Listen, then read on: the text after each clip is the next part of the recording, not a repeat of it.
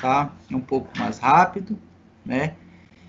Primeira coisa que hoje está bem frequente nas salas de trauma é a presença do ultrassom, né? O ultrassom cada vez está mais acessível, né? O ultrassom feito dentro da sala de trauma geralmente não é por um radiologista, é por um médico do trauma, e ele é dirigido basicamente para a pesquisa de líquido na cavidade abdominal, e líquido esse que muitas vezes, tendo contexto de trauma, a gente está, na verdade, na pesquisa de sangue na cavidade abdominal, tá? Então, a gente denomina esse ultrassom de FAST, né, que é um ultrassom que a gente faz de forma rápida, né, e essa sigla, ela vem do inglês, que é acesso focado da sonografia para o trauma, né, e tem o FAST estendido, né, e aqui a gente tem os pontos de estudo no FAST simples e o FAST estendido, né, onde a gente coloca a sonda para avaliação e pesquisa de líquido e alterações, né? Aqui a gente tem um modelo, né? Num Phantom. Phantom é um modelo de estudo, isso não é um paciente real. Esse Phantom geralmente é um modelo para ensino, em que a gente tem já as alterações e facilita de forma didática o ensino dessas alterações, né? Então, a gente tem os pontos de estudo, né? O ponto 1, a gente avalia coração, né? Pesquisa de tamponamento cardíaco, pesquisa de hemopericárdio, né? Na região subestifoide. Ponto 2, no hipocôndrio direito, né? Em que a gente avalia o espaço hepatorrenal, o espaço de Morrison, que é um local em que a gente encontra pequenas quantidades de líquido, né? Então, a gente vê aqui no Phantom líquido no recesso pericárdico. Aqui não é líquido, aqui seria a projeção da veia cava e veias hepáticas aqui. Então, líquido no espaço de Morrison, espaço hepatorrenal, fígado e rim aqui, né? No hipocôndrio contralateral, a gente vê recesso pleural com líquido, um derrame pleural, um hemotórax, né? E líquido periesplênico, né? No ponto 4, a gente avalia a pelve, né? Bexiga preenchida por líquido e líquido fora da bexiga, né? Entre alças intestinais. Então, a gente vê esse líquido mais espesso com debris, sangue, né? No ponto 5, a gente avalia o hemitórax, né? Pesquisa do hemitórax, e a gente vai ver também estender um pouquinho aquele que a gente viu no hipocôndrio para avaliar derrames pleurais. Ponto 6, né? A gente avalia a região subcostal, infracostal, num corte transverso, e avalia contorno hepático, as veias hepáticas aqui, contorno hepático, e líquido perihepático, né? E aqui um pouquinho de líquido no espaço pleural. Aqui a linha do diafragma, líquido no espaço perihepático, líquido no recesso pleural, tá? E o último ponto, como a gente já está ali, a gente avalia o reto peritônio para pesquisa de alterações retoperitoneais, hematomas e tal, e aqui no modelo, mostrando que a gente, além disso, a gente viu um aneurisma de aorta abdominal, calibre normal da aorta, e formou essa alteração aqui, que seria um aneurisma, tá? Aqui imagens mostrando líquido no espaço hepatorrenal, líquido periesplênico, diafragma aqui, hemitórax, tá? E aqui líquido pericárdico, coração, tá? Ventrículo direito, tá? Ventrículo esquerdo, derrame pericárdico, tá? E aí, falando de trauma abdominal fechado, eu não vou me deter aqui no trauma abdominal aberto, porque as lesões são um pouco mais óbvias e a gente tem muitas vezes no trauma abdominal aberto necessidade às vezes a gente até intervém sem exames de imagem, dependendo da situação, né? Mas as alterações são muito semelhantes, né? Então a gente vai falar mais do trauma abdominal fechado, né? E o baço é o órgão mais frequentemente acometido nesse tipo de trauma. Eu não vou me deter nessa classificação, mas isso é uma classificação didática em que a gente vai dentre os espectros de lesões do baço, desde uma laceração simples, né, uma ruptura capsular, uma laceração, uma fratura, por exemplo, uma fratura de um polo, e uma fragmentação de todo o baço, né? Hoje, cada vez mais, se tem a tendência de, mesmo em traumas mais importantes, o paciente estando hemodinamicamente estável, a gente tem a tendência de tratar conservadoramente esses pacientes, né? Aqui a gente tem um exame de imagem, né, uma tomografia de abdômen com contraste oral e venoso. O contraste oral hoje praticamente a gente não usa o contraste hiperdenso, né, que é o contraste que acrescenta a densidade para a gente no oral, hoje basicamente a gente usa água, que faz um contraste negativo. Por quê? Os contrastes hiperdensos, à exceção de pesquisa de fístulas, que ele pode ajudar muito, os contrastes hiperdensos, a gente perde a capacidade de avaliar a mucosa das vísceras ocas. Então, a gente muitas vezes opta por um contraste negativo, que seria o líquido, né? E a gente consegue, quando injeta contraste venoso, avaliar a mucosa do paciente. Então, esse paciente, uma tomografia de abdômen com contraste, né? A gente vê contraste na aorta, contraste na veia porta, né? E a gente vê uma grande quantidade de líquido na cavidade abdominal, tá? E uma laceração esplênica. O baço, tá aqui, um pedaço do baço, e essa laceração esplênica que está apontada pela seta aqui. Um outro paciente com uma lesão, várias lacerações esplênicas, inclusive com uma área de sangramento ativo, que aqui está o contraste extravasando para o espaço periesplênico, tá? Uma grande quantidade de líquido ao redor do baço, tá? Contraste oral também, né, preenchendo o estômago, contraste endovenoso, em que a gente vê os vasos contrastados aí. Um outro paciente, também com uma lesão mais importante, né, uma ruptura do baço, que a gente vê um pedaço do baço aqui, um pedaço aqui, outro pedaço aqui, outro pedaço aqui, e uma grande quantidade de líquido, de sangue, um volumoso hematoma, e associado a isso, líquido livre na cavidade abdominal, também a gente tem nessa tomografia com contraste. Muitas vezes, a gente não precisa de contraste para dar essas alterações, essas lesões. A gente consegue ver no exame contrastado. A gente lança a mão do contraste, a gente quer um pouco mais de detalhe, né? Mas o importante é, detectada a lesão, a gente vai ver o estado geral do paciente. Hoje a cirurgia tem muita tendência de tratar a maioria dessas lesões de forma conservadora, se o paciente está estável, se realmente apesar do tratamento ser um pouco mais longo, a gente mantém, evita, por exemplo, uma esplenectomia, uma nefrectomia, e por aí vai. Né? O fígado é o segundo órgão mais acometido no trauma, né? O lobo direito, lógico, vai ser o mais comumente acometido, porque é o maior, né? E a tomografia, a gente geralmente vai usar ela para avaliar o quanto de fígado foi acometido, né? Como eu falei, para o fígado isso é uma verdade muito maior, né? A gente tende a tratar mais conservadoramente as lesões hepáticas, né? Até porque as suturas, o risco de fístula, uma série de complicações é muito maior, né? A gente tem aqui, será que alguém entrou aqui? Deixa eu só ver se entrou alguém na... Entrou.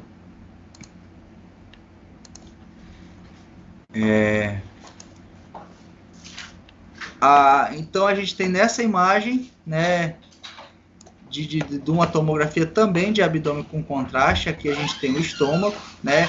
Tá formando esse líquido porque ele tomou o contraste oral, mas tinha alguma coisa de conteúdo estomacal e formou um nível líquido aqui no estômago, tá? Tudo isso aqui é o estômago. Na verdade, tem o nível líquido-líquido e o nível hidroaéreo aqui. Tudo isso aqui é o estômago. Essa imagem aqui é o baço. E a gente tem o fígado aqui, nessa tomografia com contraste, com essa área irregular e hipodensa no lobo hepático esquerdo, uma lesão do lobo esquerdo com um hematoma intrahepático.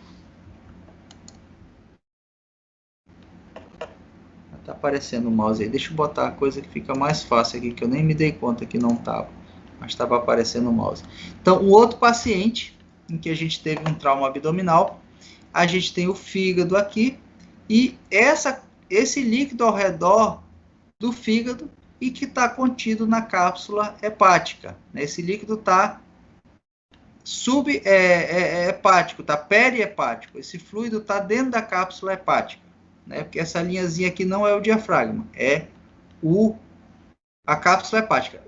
Se vocês prestarem atenção aqui, ó, o espaço de Morrison está livre. A gente não tem líquido, não tem borramento da gordura perirenal. Um outro paciente com uma lesão hepática, né?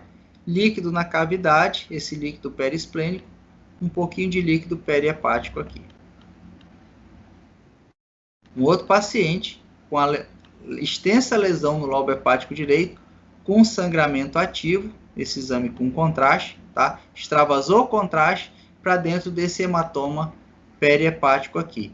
Associado a isso, como a gente está na transição tóraco-abdominal, a gente vê derrame pleural laminar desse lado, um derrame pleural um pouquinho maior desse outro lado, e áreas de colapso barra contusão pulmonar também, né?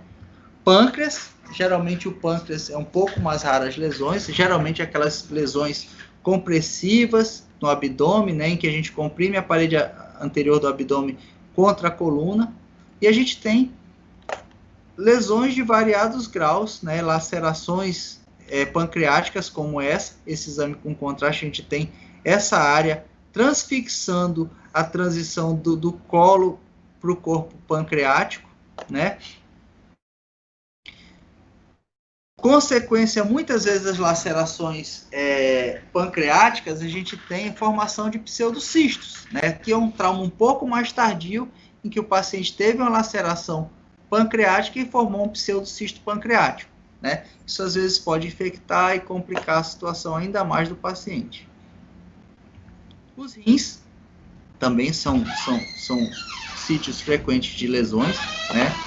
E aí a gente tem variados graus de lesões, como nesse paciente que teve uma extensa laceração renal, inclusive com lesão do hilo renal, porque a gente, nesse paciente, lesão, desculpa, aqui da pelve renal, tá? Porque essa é uma fase mais tardia da tomografia, não é uma fase arterial, olhar aqui que cava e a aorta estão com a densidade mais semelhante de partes moles, mas a gente, se olhar nos rins aqui, a gente tem já excreção, aqui contraste no ureter, contraste do sistema pielocalicinal. No lado contralateral, além desse volumoso hematoma perirenal, a gente tem uma grande quantidade de contraste extravasado para a região do hilo. Esse contraste não é sangue, a gente está numa fase de excreção. Esse contraste é excretado pelos rins, ele teve uma lesão de pelve ou de sistema pielocalicinal neste caso. Entendido esse em relação ao outro, aqui a gente está essa tomografia foi adquirida aí 5, 10 minutos após a injeção de contraste. Esse contraste já circulou e está sendo eliminado pelos rins. Certo? Entendi, doutor. Tá claro. Entendido? Vamos seguir. Então, além de rins, a gente pode ter também lesão nos outros órgãos, por exemplo, como essa adrenal, que teve uma contusão, essa lesão abdominal com um hematoma na adrenal. A adrenal, geralmente, ela tem um formato chamam de símbolo da Mercedes-Benz, é como se fosse um chapéu de Napoleão, ela é como se fosse uma estrelinha, né? Ela forma tem a haste medial, a haste lateral e o ápice, ela forma. E aqui ela está arredondada. É lógico que a gente tem que ver se isso também não é um incidentaloma, uma lesão, um tumor de adrenal de achado incidental. Mas neste caso especial, ele tem essa lesão nodular que é bem hiperdensa teve um trauma, grande chance disso ser, que nesse caso aqui era um hematoma adrenal, né? Um outro paciente com a laceração renal, né? Teve essa laceração e tem uma área de, se vocês olharem aqui, uma fase intermediária, já ainda tem contraste circulante e já está excretando. O parênquima renal ele está bem hiperdenso. A gente tem aqui o parênquima renal bem hiperdenso, essa área muito hipodensa, que é a área de laceração, e tem uma área um pouco menos densa em aspecto de cunha, que é uma área de hipoperfusão por uma lesão vascular nesse trauma, né? Intestino, né? Essa lesão é de fácil detecção, inclusive nas radiografias de abdômen, que a gente vai ter a tradução desse tipo de lesão como um pneumo peritônio, né? E que é de fácil detecção numa radiografia de tórax em ortostase, por exemplo, que a gente vai ver essa linha de ar entre o fígado e o diafragma, né? Pode também ver, dependendo da quantidade de ar, entre o estômago e o diafragma, entre o baço e o diafragma, entre o cólon e o diafragma, tá? Aqui um spot, né, uma radiografia ampliada e localizada dessa região, mostrando com mais detalhes esse pneumo, esse pneumo peritônio. Por isso que quando a gente fala em radiografia para abdômen agudo, a gente tem as radiografias de abdômen em pé e deitado e o tórax, porque a parte do abdômen superior a gente vai avaliar melhor numa radiografia de tórax, que é a radiografia que a gente pega melhor a transição tóraco-abdominal. Isso vale para o trauma também, tá? Lógico que se o paciente tiver condição de ficar em pé para fazer a radiografia, para a gente detectar essa lesão. Uma outra imagem mostrando um pneumo peritônio maior, né? Essa linha de ar entre o fígado e o diafragma, essa linha de ar entre estômago, colo, baço e o diafragma. Uma forma também da gente lançar a mão para avaliar isso em exames radiográficos é fazer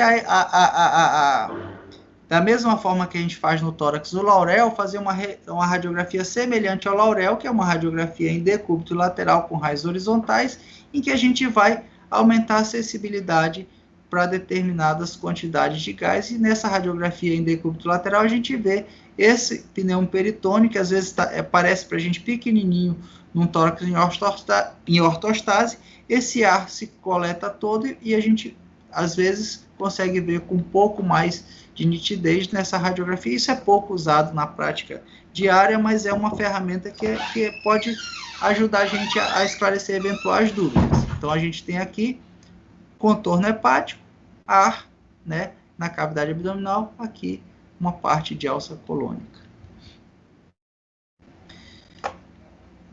Aqui um paciente numa radiografia de abdômen, contraste oral positivo, quer dizer, foi dado contraste iodado para esse paciente bebê, né?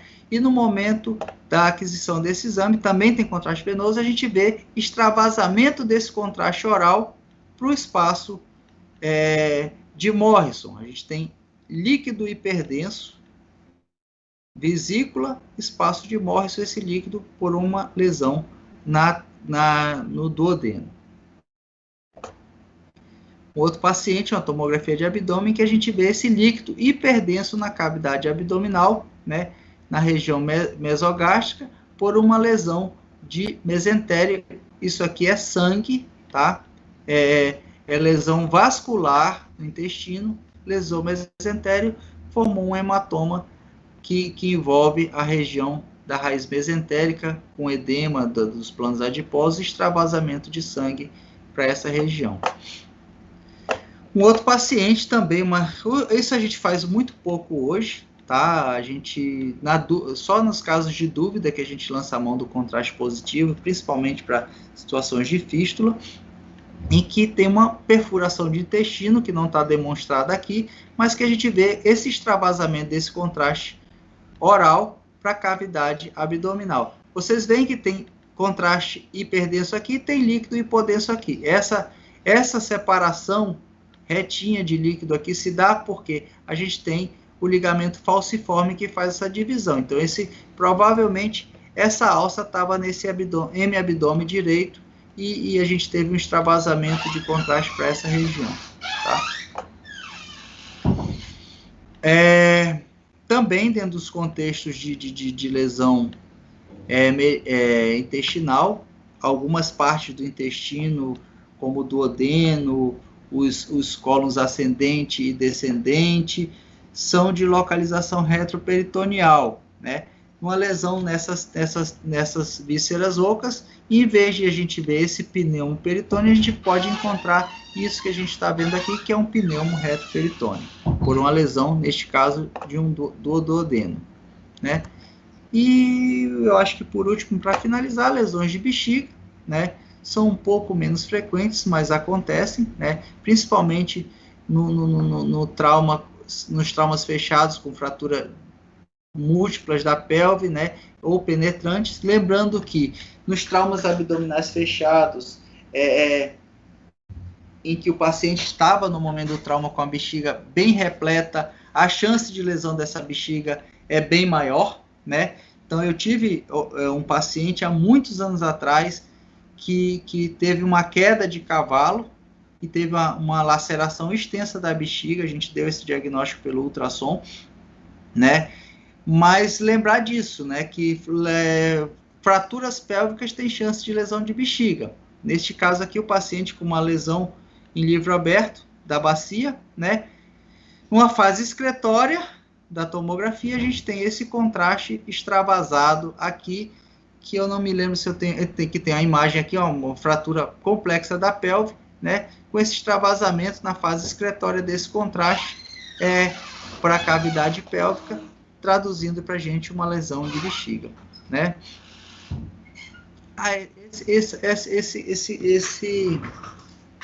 Esse site é bem legal, que ele dá umas dicas bem interessantes para principalmente quem for da prática para clínica, das formas de ajudar a gente da radiologia a ajudar vocês, porque cada vez mais, até em exames mais complexos como ressonância, a gente pega pedidos de exame de colegas sem indicação clínica, e muitas vezes não cobram um diagnóstico mais preciso e mais aprofundado. A gente não consegue ajudar vocês sem vocês nos ajudarem, né? Como vocês viram, por exemplo, no trauma torácico, uma opacidade num tórax dentro de um contexto infeccioso, ela pode se traduzir da mesma maneira de uma opacidade no tórax dentro de um contexto de trauma, né? E a gente vai guiar o nosso diagnóstico pelo contexto clínico, tá? E era isso, pessoal. Perguntas, dúvidas? Se não, finalizamos por aqui. Eu não tenho nenhuma dúvida não, doutor. Muito obrigado aí pela aula, viu?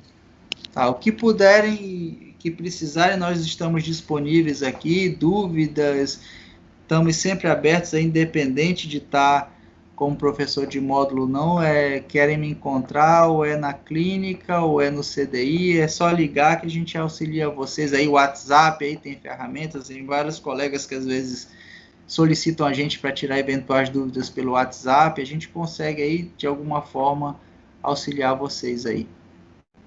Um abraço a todos, uma boa semana. Tranquilo, doutor. Obrigado. Obrigada. Obrigado.